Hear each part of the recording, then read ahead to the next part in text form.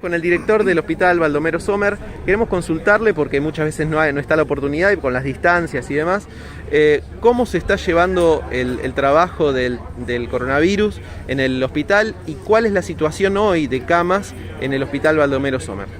Bueno, nosotros en cuanto a las camas críticas, es decir, las camas de terapia, venimos teniendo un promedio del 50% de ocupación, 50 y pico.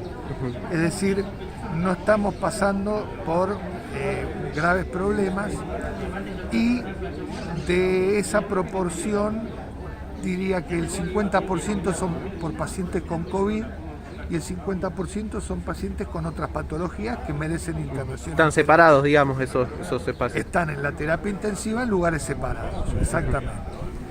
Se dio una situación justamente en el día de ayer a la noche, donde la terapia, por cuestiones fortuitas no relacionadas con el COVID, se nos llenó.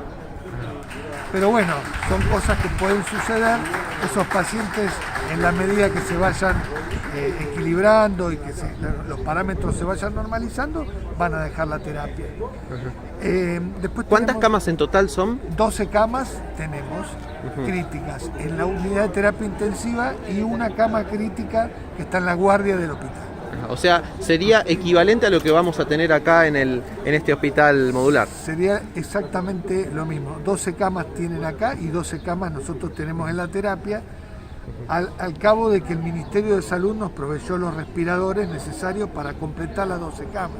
Claro. No teníamos 4 camas de terapia. El Ministerio de Salud nos dio respiradores para completar 12 camas. Bien. Y entonces por eso ahora tenemos 12 camas más una cama número 13 que está en la guardia. Ustedes reciben gente no solo de General Rodríguez, obviamente es un hospital nacional. ¿Qué porcentaje de la gente es de acá de General Rodríguez que han atendido en las camas de terapia y en general? No sé, la verdad que yo desconozco, porque normalmente no accedo a la información de dónde se domicilia la gente. Lo que sí, nos derivan de todos lados. Si nos han derivado de Moreno, de Hurlingham, de Luján, digamos, nosotros somos un centro de derivación, e incluso vecinos de General Rodríguez. No sé cuál es la proporción, honestamente, no tengo idea. ¿Cuántos fallecidos hubo hasta el momento en el hospital, en su nosocomio? Por COVID, ¿no? Por COVID. Sí. Por COVID fueron 4 fallecidos que hemos tenido desde que comenzó la pandemia. En general, ¿a qué se debe? ¿Qué es lo que encuentran aquellas personas que realmente desmejoran mucho? ¿Es que tardan mucho en empezar a atenderse? ¿Es que sus síntomas son distintos del resto porque de alguna manera tienen otra prevalencia de otra enfermedad? ¿Qué es lo que más notan en aquellas personas que terminan acercándose o terminan falleciéndose? Eso está íntimamente relacionado en un 100% de los casos, o prácticamente el 100% de los casos, con las comorbilidades que esa persona tiene previas al COVID. Es decir, las personas añosas, los diabéticos, los cardiópatas, las personas con insuficiencia renal, con problemas inmunológicos, con inmunodeficiencia, cualquier otro tipo de comorbilidad que coexista al momento de contraer el COVID, hace que esa persona sea de alto riesgo y más propensa a tener las complicaciones graves del COVID, inclusive que lo lleven a la muerte. Sabemos que hay muchas diferencias, hasta presupuestarias, entre lo que es el hospital provincial y el nacional. Y también sabemos que los dos hospitales han afrontado en estos días muchas dificultades con los mismos médicos que han sido contagiados, como también el personal de enfermería y demás, y hasta limpieza. ¿Cómo lo han manejado ustedes y hoy en día cuál es la situación del personal? Si es suficiente, si están teniendo que hacer rotaciones especiales por gente contagiada, ¿cómo lo están manejando? Bueno, nosotros desde el momento del inicio, no diría de la cuarentena, desde el momento de inicio de la pandemia prácticamente, ya dispusimos un operativo especial dentro del hospital y redistribuimos personal en la zona donde se iban a atender los enfermos por COVID, separado de el resto de los enfermos que no tuvieran COVID. Eso nos dio muchísima ventaja y tuvimos muy buenos resultados para que no haya contagios verticales, es decir, prácticamente no hemos tenido contagio desde enfermos hacia personal de salud. Bien. Lo que sí nos pasa, que es lo que le pasa a prácticamente todas las instituciones de salud y no de salud, son los contagios horizontales, es decir, contagios entre los mismos trabajadores producto del descuido que sucede en los momentos de relajamiento, van a comer, de descanso, de merienda, de almuerzo o de cena.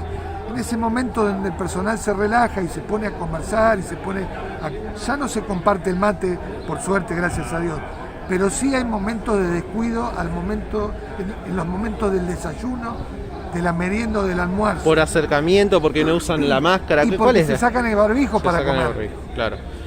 Y están muy cerca por ahí. Y no guardan la distancia porque hay un relajamiento producto de que baja la defensa. Se relajan, ese momento de relax. ¿Y eso qué se hace? ¿Se pone un protocolo nuevo? ¿Cómo se ha entendido? El protocolo, si se cumpliera, no habría contagios horizontales. Si se respetara la distancia del aislamiento obligatorio, si se respetara el uso de los barbijos y si se respetara el tiempo de exposición entre una persona y otra, que no debe ser mayor a 15 minutos, no habría contagio. ¿Qué es lo que va a terminar pasando con la ciudadanía en general? En algún momento esta cuarentena va a terminar, no así los contagios por coronavirus, y esto va a quedar en manos de la conciencia de la gente, a la larga o a la corta, distanciamiento social, uso de barbijos. Las personas que lo tienen, que ya lo tuvieron, así hayan tenido leve o grave, ¿pueden volver a padecerlo? ¿Qué es lo que hoy manejan, digamos, como información? Para tener una información con base científica respecto a esa pregunta, tiene que evolucionar un poco más el tiempo en cuanto transcurre la enfermedad. Hasta ahora no han tenido gente, digamos, que haya padecido, no. No sabemos de gente que se haya reinfectado después de padecerlo. Pero también se puede dar la situación de que esa inmunidad que queda sea a un tiempo determinado y no de por vida. Claro. Eso no lo sabemos todavía porque es una enfermedad nueva. Claro. Lo vamos a saber dentro de un tiempo. Bien. ¿Hay algo en particular que le hayan solicitado, sea al municipio, a la nación, respecto de lo que viene? Porque ahora realmente hay un peligro de llegar al pico, de superarlo, si aumentan los contagios. ¿Hay algo en particular que ustedes manejen para tratar de evitar tener que elegir a qué paciente le toca o no le toca un respirador, por ejemplo? Bueno, nosotros tenemos un equipo en el servicio de docencia que ha elaborado normas de procedimiento respecto de este asunto. Es decir, ya existen y nosotros tenemos las nuestras propias en el hospital. No vemos de ninguna manera un horizonte que nos obligue a pensar que puede suceder esto. Y la prueba más cabal es lo que vimos hoy. Digamos, hoy a 150 días de cuarentena se está inaugurando un hospital modular en General Rodríguez con camas para aislamiento simple y con camas de terapia. Y el lunes se inauguran las camas nuevas de terapia de La Tucha. Es decir, lo que vemos es que en todo el país, sobre todo en el AMBA, que es el lugar caliente, no se han bajado los brazos, al contrario, el gobierno sigue aumentando el número de camas, aumentando el número de respiradores, y no vemos que haya que pensar en una situación como la que sucedió en algunos lugares de Europa o en Estados Unidos. Si eso llegara a suceder, bueno, el abordaje es multidisciplinario. ¿Cómo se define?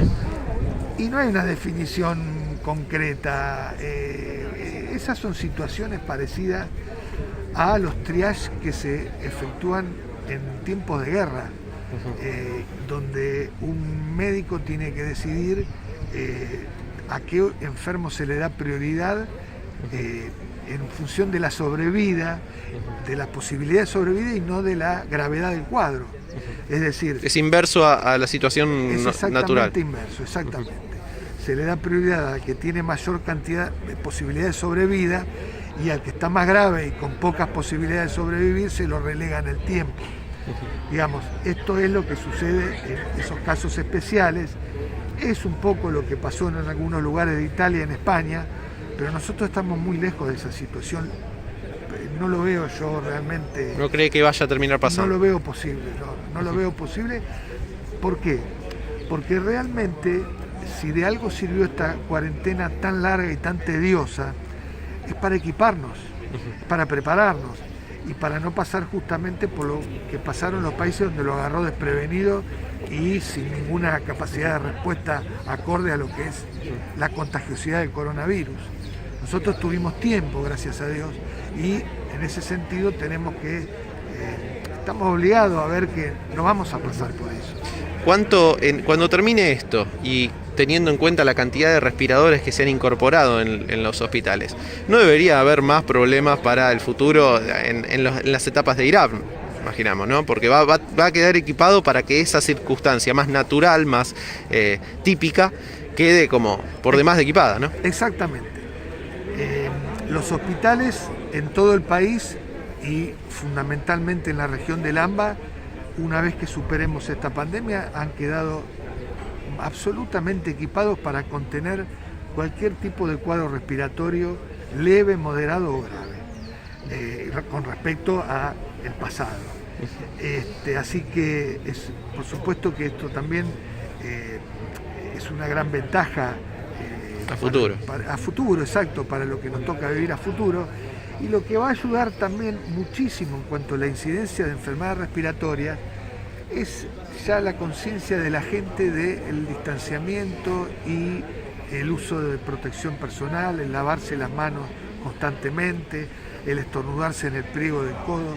Eso es fundamental para que disminuya la incidencia de enfermedades respiratorias comunes también. ¿Qué es lo que estamos viendo en la actualidad?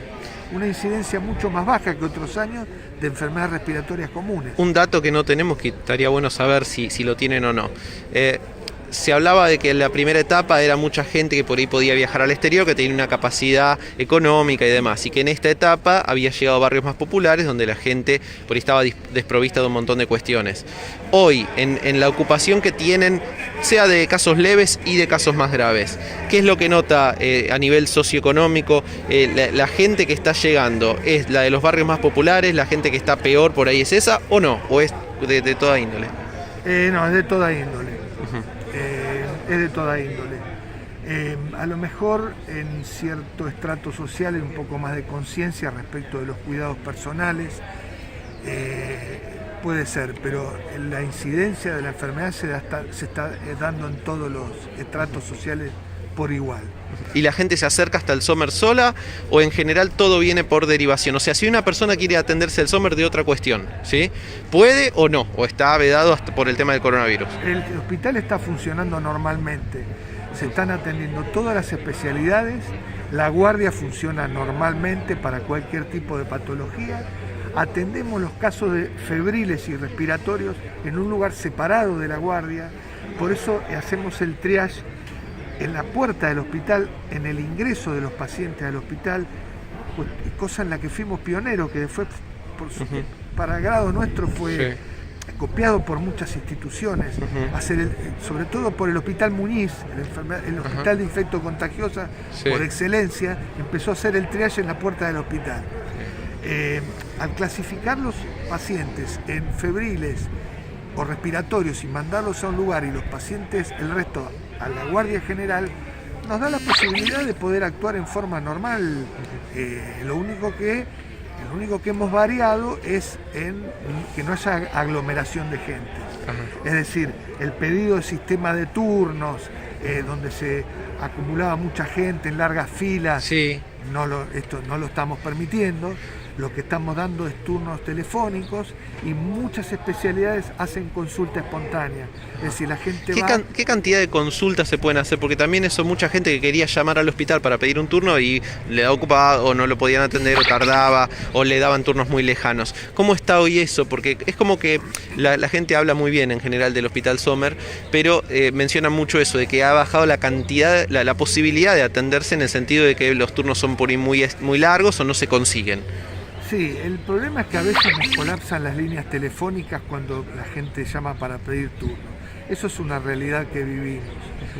Lo paliamos con la instrumentación de un call center que cuando lo empezamos a instrumentar empezó todo este problema y quedó relegado en el tiempo. Ajá.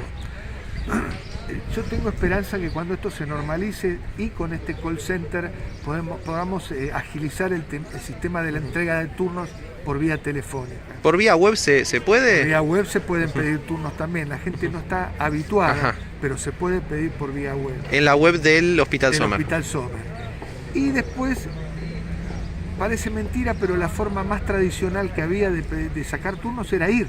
Claro. Por eso se nos hacían esas largas colas, y hoy no, evidentemente por una cuestión de sentido común no lo estamos permitiendo, no lo permiten los protocolos sanitarios, y entonces eso hace que la gente se le sea más engorroso tener el turno en el Sommer. Sí, aparte para tratar de evitar que la gente, hay gente que ha fallecido por no ser atendido de una cuestión que no era coronavirus, y eso también es bastante grave. Eso está pasando en todos los hospitales. Inclusive probablemente haya pasado en el nuestro, no lo podemos saber. Nosotros la guardia funciona normalmente, digamos, todas las personas que concurren al hospital son todas asistidas absolutamente. Ahora, si una persona no concurre porque no tuvo el turno, porque le dio miedo ir a los... Es una cosa que nos escapa a nosotros, ahí no podemos... ¿Se hace un seguimiento de los casos, por ejemplo, de problemas cardíacos y demás, para ver si esas personas han seguido sus tratamientos? Sí, por supuesto, por supuesto. ¿Se los contacta y eso? Cardiología, por ejemplo, es uno de los servicios que sigue trabajando en forma totalmente normal, haciendo consulta espontánea, consulta programada. Los ecocardiogramas se siguen haciendo, digamos, los estudios cardiológicos que nosotros tenemos capacidad de hacer, se siguen haciendo. Es decir, prácticamente el Sommer no ha parado por producto de la pandemia, sí se ha redistribuido personal y logística del hospital.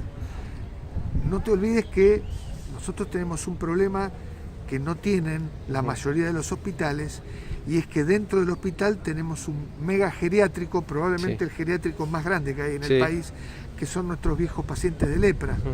Esos pacientes que son todos pacientes viejos, añosos, la mayoría de ellos con comorbilidades, que no es diabético, es cardiópata o es renal, inmunocomprometido. Nosotros esos pacientes tenemos que cuidarlos como una joya, porque si tenemos circulación viral dentro del hospital, terrible. Esos pacientes no solo que corren peligro de morir, sino que colapsarían el sistema propio de salud de la región. Entonces, esa es una situación especial que nosotros tenemos, y por lo cual tuvimos que implementar medidas especiales para cuidarlos a ellos también. Bueno, muchísimas gracias. Bueno, a las órdenes. Gracias.